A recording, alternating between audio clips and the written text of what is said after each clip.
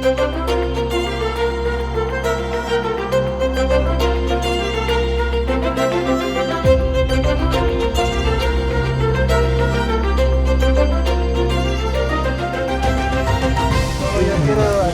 todos ustedes, estoy dando lo mejor de ustedes cada día, cada año, y yo sé que pueden dar más de lo que han dado.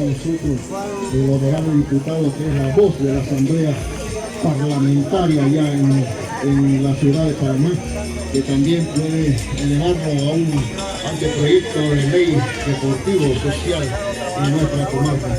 Lo mismo el honorable alcalde que nos escucha en estos El día de ayer culminó lo que fue la Liga de Veteranos del corregimiento de Cerro Iglesias en la comarca de Buglé, donde en la final quedó el equipo de Celtic Pita. Celtic Pita es un club del corregimiento de Cerro Iglesias de la comarca de Buglé. Quedó en la final con el equipo de Remedios FC, del equipo de Remedios, una selección que es de Oriente, de la provincia de Chiriquí. Quedó en la final, donde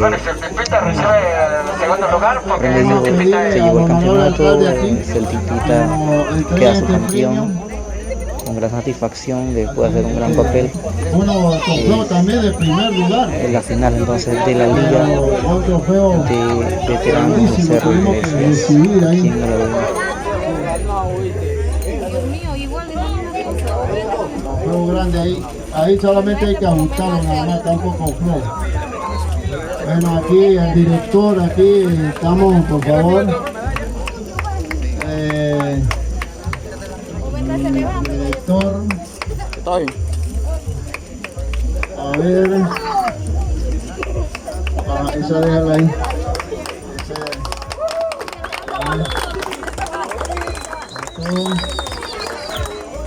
Todo lo que es